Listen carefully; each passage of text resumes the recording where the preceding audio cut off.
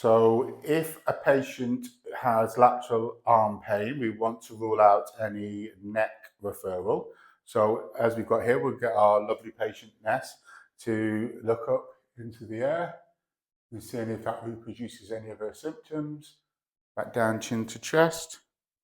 And if that reproduces any symptoms, and then back to the center, turn to one side and then to the other, and then back, and then ear to shoulder, and back to the other side. And we are just screening to see if there are any symptoms down the lateral arm.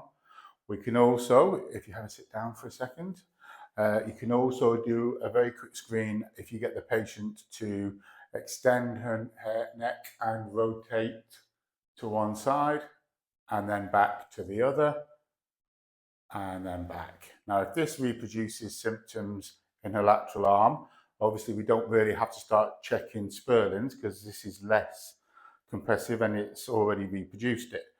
Again, you wouldn't do this if the patient has any red flags or vascular problems. Following on, so in this position, we can then, if the first tests were clear, we can then use the Spurling's. So there's lots of different ways of doing this according to the literature. So I start off in this normal position and I just push down. Some of the literature has you side flexing and pushing down, and side flexing, pushing down, and some have you just extending, and some have you extending and rotating. For me, I start off in this position. If it's positive, I stop there. If that's okay, I'll bring them into a bit more extension and press. If that's positive, I'll stop there. If it doesn't, and then I extend and rotate and push down. A positive Spurling's is not pain in the neck. It will be symptoms radiating in the arm. So if it reproduces her lateral arm pain, then that could suggest that things are coming from the neck.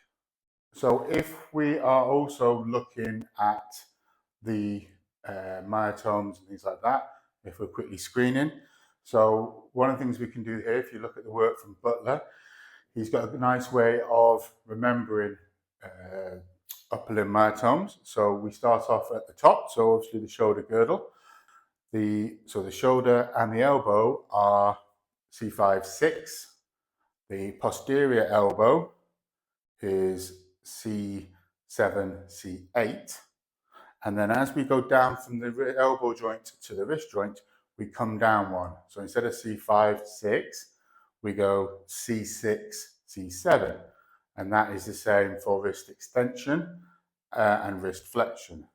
We then come down. So if we are then looking at the fingers, so we've gone from C5-6, C6-7,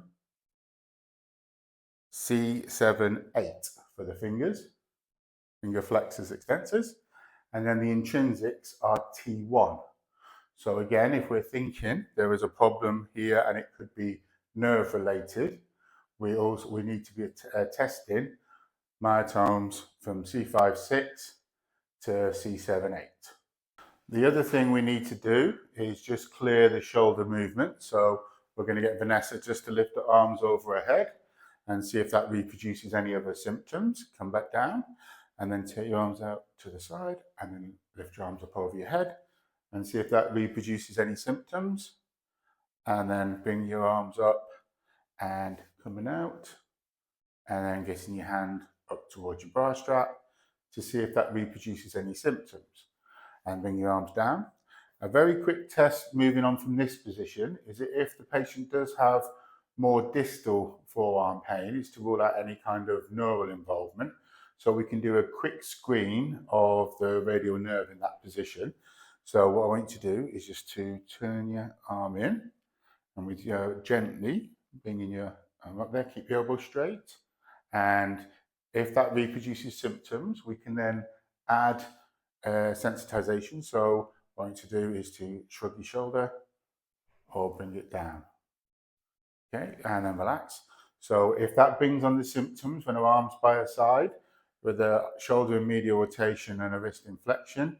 You can then do shoulder elevation, which will usually decrease it if it's an issue, and that could suggest that there's a problem as well with the nerve.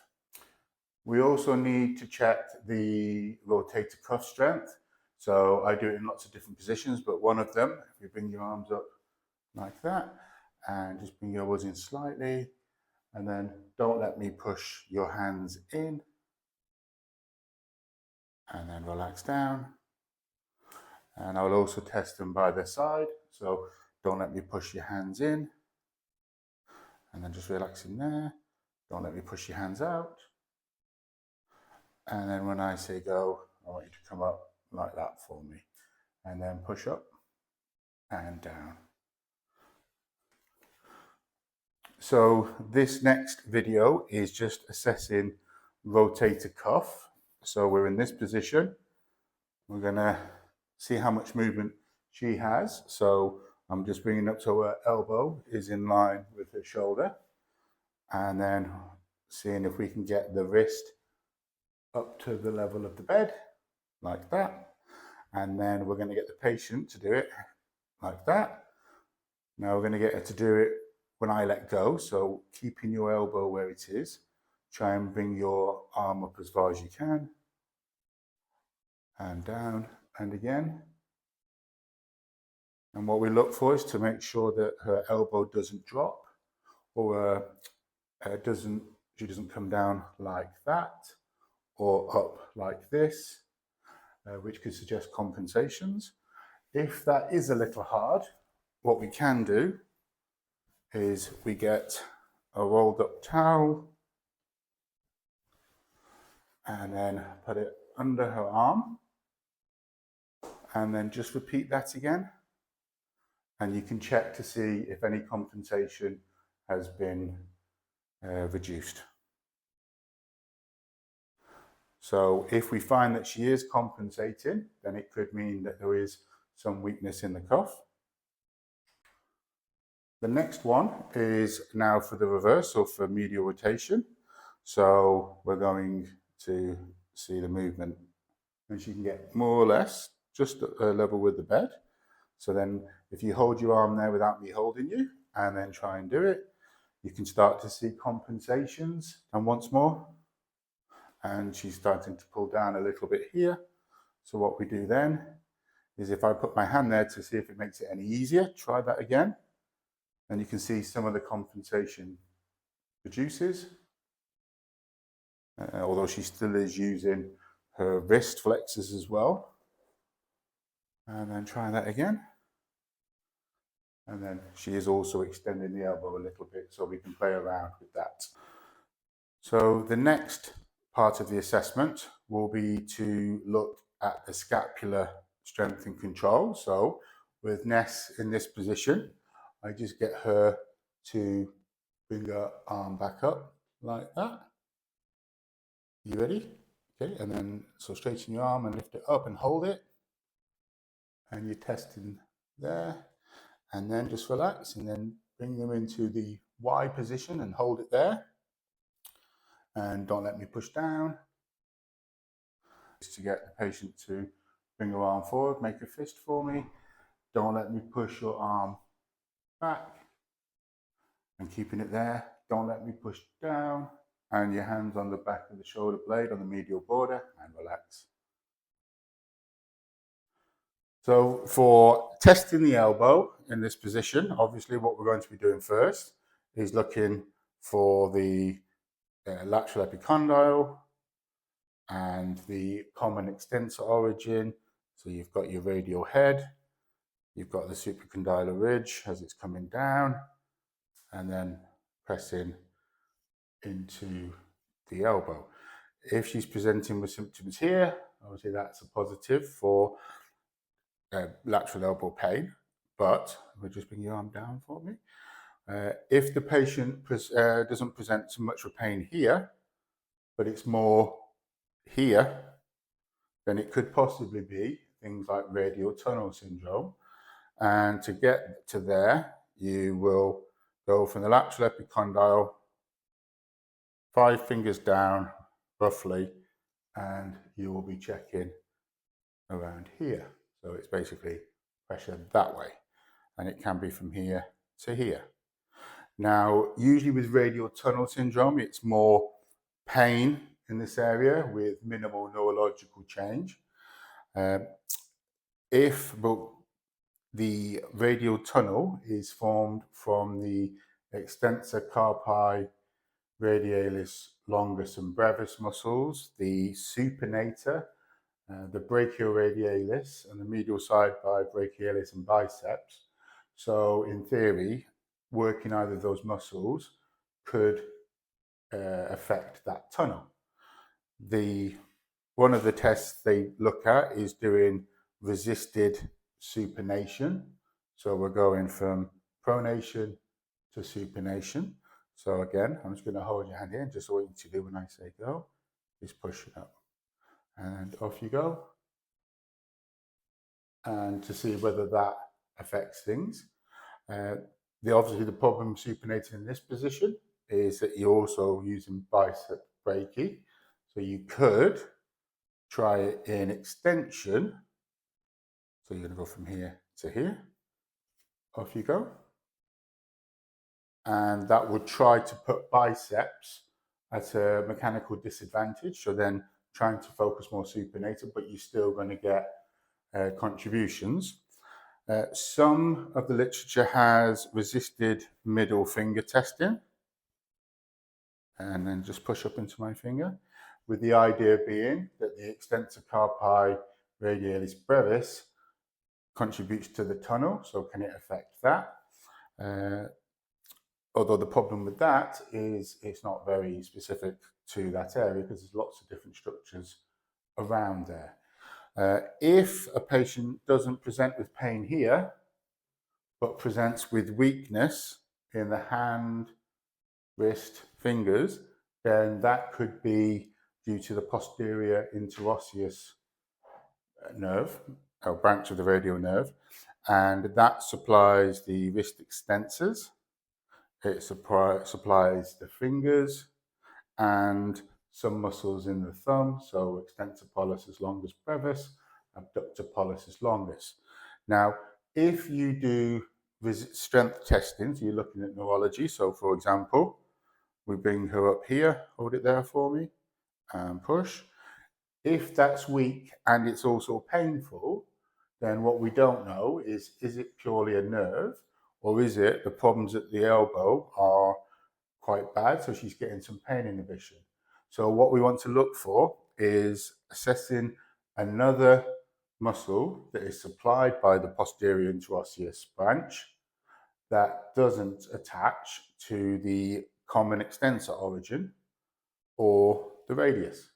So one of the things you can do is we can go for extensor pollicis longus, which is served by the posterior interosseous branch, and it does not attach to the common extensor origin. And all you would do here is, if you put your thumb in a position there, and you can already see the tendon, and basically if I hold here so you can see, so you're stabilizing, and don't let me push you down.